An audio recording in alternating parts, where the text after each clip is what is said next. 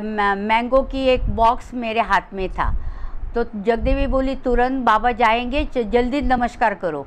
मैंने वो बॉक्स रखा और नमस्कार करने गए तो नमस्कार के पहले ही बाबा ने बराबर बोल दिया कि ढोबली, पूना का मकान बहुत बड़ा है, क्या हुआ? मतलब बाबा ने मैं किस लिए आई हूँ ये बराबर पहचाना। सदानंद सदानंद सदानंद पाहि मां, सदानंद सदानंद सदानंद रक्ष मां, सदानंद सदानंद सदानंद पाहि मां, सदानंद सदानंद सदानंद रक्ष मां। Jai Sadananda. If you have not subscribed to our YouTube channel, kindly do it at the earliest. Also, press the bell icon to receive the notification when we upload a new video. जय सदानंद बाबा। मेरा नाम रत्नमाला शरद ढोबले, मेरे mister का नाम शरद ढोबले। हमारा बम्बई में Crawford market में fruit का बिज़नेस था, स्पेशली हापुस आंबा यानी अल्फांसो मैंगो का बिज़नेस था। तो हम चुनाभट्टी आश्रम के बाजू में ही रहते थे। हमारे घर के सामने किरण महेंद्रकर एक हवलदार रहता था। वो हमें 2 साल से बोल रहा था, 79 से बोल रहा था कि चुनाभट्टी आश्रम में एक बाबा आते हैं करके, लेकिन मेरा बिल्कुल ही विश्वास नहीं था। तो हम बोले हमें नहीं चाहिए ऐसे बाबा वगैरह वगैरह। तो हम 2 साल नहीं गए। फिर उसने बहुत ज़बरदस्ती की, मतलब बहुत बार बोला हमें कि चलो एक बार देख तो लो। तो फिर हम गए 81 में, जून 81 में हम गए। तो फिर मुझे ऐसा एकदम लगा कि तब तक मैंने पंढरपुर नहीं देखा था। पंढरपुर में मैंने पांडुरंग का दर्शन नहीं किया था। शनिवार का दिन था तो मैं गई और बाबा को देखा, प्रेयर होने लगी तो मुझे ऐसा लगा कि बस पांडुरंग तो यही ऐसा ही होगा, इसलिए। और मेरे आँखों में पानी आने लगा और हार्ट में कुछ तो ऐसा होने लगा कि बस ये कुछ तो है करके, भगवान कुछ तो है करके। फिर संडे के दिन मैंने, मेरे मिस्टर, मेरे बेटे और मैं खुद, सब हम चारों मिलके संडे को मॉर्निंग में प्रेयर के लिए गए। फिर तब से हमारा ये शुरू हुआ बाबा का, तो आज तक। जून 81 से हम हर दिन सुबह और रात की आरती के लिए जाते थे। अभी हम पूना शिफ्ट हो गए 2003 में, तब से बंद हो गया। तो हमें ऐसा अनुभव होने लगा। और मैं बाबा से बहुत डरती थी, बाबा से कभी बात नहीं किया। 2-4 महीने के बाद राव बाई, ठक्कर बाई, ये सब लोग बैठे थे। बाबा ने ऐसे हाथ में फ्लावर लिए और वो औरतों के उधर फेंक दिया और बोला, मैं नमस्कार करने गई तो बाबा ने बोला, ये औरत देखो, ये औरत अच्छी है करके। तो तभी मैं डर गई कि किस लिए बाबा बोल रहे, मेरे समझ में नहीं आया। लेकिन मैं तब से पूना आने तक हर दिन जाती थी, सुबह और शाम। फिर एक बार ऐसा हुआ, वो साल था 84, 30 अक्टूबर, जब इंदिरा गांधी का मर्डर हुआ, वो दिन था। मैं मॉर्निंग में ऐसी सो गई तो 6 बजे मुझे एक सपना आया। उसके पहले रात को मैंने बाबा से एक प्रार्थना की, क्योंकि पूना में हमें एक ज़मीन लेनी थी, उसकी प्राइस थी 3 लाख रुपए। तो थोड़ा मन में डर लग रहा था कि ये हम खरीदे या नहीं खरीदे करके। मैंने रात को बाबा के फ़ोटो के सामने प्रार्थना की। तब बाबा चुनाभट्टी आश्रम में नहीं थे, बीजापुर में थे। तो मैंने बाबा से रात को प्रार्थना की कि बाबा ये अच्छा है, हम खरीदूँ या नहीं खरीदूँ, तो मुझे दृष्टांत के रूप में आप दिखाओ या मंदिर दिखाओ या मंदिर का कलश दिखाओ, तो मैं समझूंगी कि ले लो। अगर कुछ नहीं हुआ तो हम नहीं ले लेंगे। ऐसा मैंने ये किया। तो सुबह 6 बजे मुझे एक सपना आया तो मैं 2 थैली में वो 3 लाख रुपीज़ में लेके जा रही थी चुनाभट्टी आश्रम, सपने में।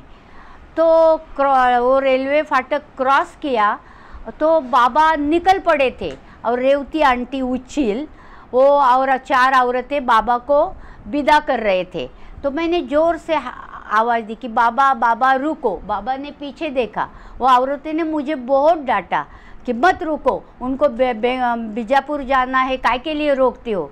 तो बाबा ने बोला नहीं, वो औरत को आने दो करके मैं दौड़ते दौड़ते 2 थैलियाँ लेके गई और बाबा को पूछा, बाबा मैं वो ज़मीन ले लूँ क्या? बाबा ने ऐसा देखा और बोले मुझे पूछती है तो मत ले लो, तुम्हारे मैके के उधर इशारा कर दिया, वहाँ ले लो। फिर भी मेरा थोड़ा हेजिटेशन हुआ और फिर बाबा चल पड़े। फिर मैं चलती चलती गई तो बाबा एक कुटी में, झोपड़ी में रोटी भाकरी और हमारे महाराष्ट्रियन का रसा खा रहे थे। फिर मैं दरवाजे पे गई और पूछा बाबा को कि बाबा सिर्फ एक बार बोलो ना कि ले या नहीं ले। बाबा ने सेम उत्तर दिया कि मत ले लो, वहाँ ले लो तुम्हारे मैके के उधर। और फिर मैं झटके से उठ गई। वो तो सपना था। अभी मेरे मिस्टर और मेरे बहन का बेटा 2 बजे के गाड़ी से पूना जाने वाले थे, वो सब पूरा पैसा लेके। तो मैं बोली अभी क्या करूँ। फिर भी मैंने बोला मिस्टर को, देखो मुझे बाबा का कुछ अनुभव नहीं है। फिर भी मैं बोलती कि मैंने ऐसा रात को प्रार्थना की और सुबह मुझे बाबा ने ऐसा दृष्टांत दिया। तो मेरे मिस्टर के भी मन में थोड़ा ये हो गया कि नहीं जाने का। फिर मिस्टर ने मेरे वो भाई के, मेरे बेटी के बहन के लड़के को बोला तुम जाओ करके, मैं नहीं आऊँगा तो मैं कल पहलवान को लेके आऊँगा। तो मैंने 2-3 बजे के गाड़ी में बहन के लड़के को पूना छोड़ दिया। तो 5 बजे उसी दिन संडे, उसी दिन 30 अक्टूबर 84 में, उसी दिन पूना से टेलीग्राम आया मेरे बहनोई का, यानी मेरे सिस्टर के हस्बैंड का, कि डोंट कम लेटर फॉलोज। और मंडे मॉर्निंग 10-11 बजे लेटर आया कि वो ज़मीन औरों को बेच दी है और हम फंसते, अगर वो ले लेते तो हमारा 3 लाख पूरा जाता। तब बाबा का विश्वास इतना पूरा बैठ गया कि बस कुछ भी हो जाए बाबा के अलावा हम किधर भी नहीं जाएंगे। ये एक अनुभव हुआ। और दूसरा एक अनुभव ऐसा आया कि क्रॉफर्ड मार्केट में जो फ्रूट का बिज़नेस था ना, वो वाशी में शिफ्ट होने वाला था। और उसी समय हमारे वो जो 4 पार्टनर थे दुकान के, थोड़ा सा मतलब अच्छा नहीं चल रहा था रिलेशन में, तो दुकान बंद हो जाने की टाइम आ गया था।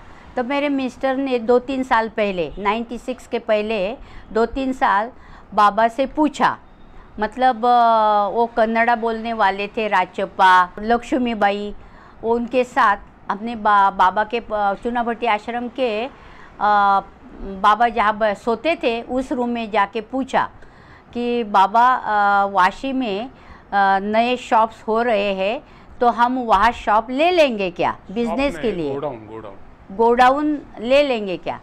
तभी बाबा ने फटाक से बोल दिया कि तुम्हें इंटरेस्ट पे जीना नहीं आता है क्या, एकदम बोले कि तुम्हें बैच पे जीना नहीं आता है क्या। फिर मेरे मिस्टर ने वो विचार छोड़ दिया और हमने वो गोडाउन नहीं लिया।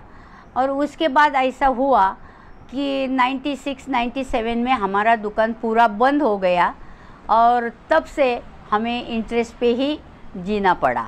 तो बाबा का ये भी एक अनुभव बहुत बड़ा हमें आया। If I could have dared it to buy, I would have been ruined then. So I restrained from myself and abandoned that idea of buying the godown for the future business, because our partnership was certainly to be dissolved. That I told to Baba. It is not going to further continue.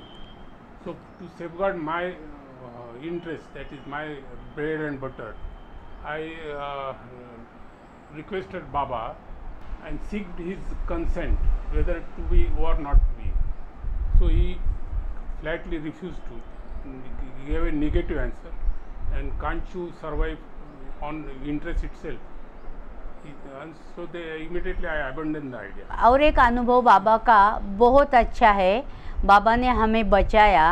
एक हमारे friend थी, उनके साथ business करने का मन में आ गया, क्योंकि दुकान के जो पार्टनर थे ना अच्छे व्यवहार नहीं कर रहे थे करके हमें लगा कोई सोर्स होना चाहिए करके हमने मेरे मिस्टर बीजापुर में बाबा से पूछने गए। तो बाबा से पूछा, लेकिन बाबा का एक्सप्रेशन निगेटिव था। मतलब बाबा बोले कुछ नहीं, लेकिन एक्सप्रेशन निगेटिव था। लेकिन पहलवान के साथ बातचीत किया तो पहलवान ने हमें बताया कि बहुत अच्छा बिजनेस है, चलो बहुत फ़ायदा होगा, ये होगा करके। फिर हमने वो ढाढ़स किया और वो दूसरा बिजनेस स्टार्ट किया। लेकिन बाबा ने जो पहले निगेटिव एक्सप्रेशन दिए थे वही सच हुआ, और उसके अंदर हमारा पूना का मकान भी जाने वाला था। तो एक दिन जब ऐसी कैलेमिटी आ गई तो मैं जगदेवी बीजापुर में थी, तो बाबा से पूछने के लिए कि बाबा ऐसा ऐसा हो गया है, पूना का घर का प्रॉब्लम है। तो मैं पूछने गई बाबा से। तो बाबा सुबह बैठे थे, सुबह 7-7:15 बजे हॉल में बैठे थे, और मैंने एंट्री किया हॉल में, और मैंगो की एक बॉक्स मेरे हाथ में था।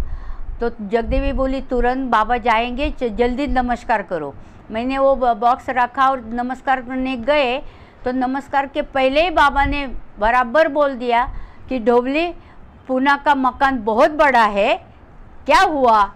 मतलब बाबा ने मैं किस लिए आई हूँ ये बराबर पहचाना। और फिर बाबा के पैर मैंने पकड़े और बाबा को बोली कि बाबा ऐसा ऐसा हुआ है करके बहुत चिंता लगी रहती है। तो बाबा बोले कि ढोबली, तेरे बाल तो काले हैं और तेरे हस्बैंड के बाल तो सफ़ेद हो गए। मैं बोली बाबा दुकान की बहुत चिंता है, क्या करे इसकी वजह से। अरे क्या चिंता करते हैं, महीना 20,000 कमाते हैं, क्या चिंता करते हैं। और बराबर हमारा पूना का मकान का भाड़ा और हमारा इंटरेस्ट का फिगर बराबर 20,000 था। ये भी बाबा ने हमें बताया और वो मकान भी बचाया। ऐसे बहुत सारे अनुभव है, लेकिन ये तो बहुत मतलब बड़े अनुभव है।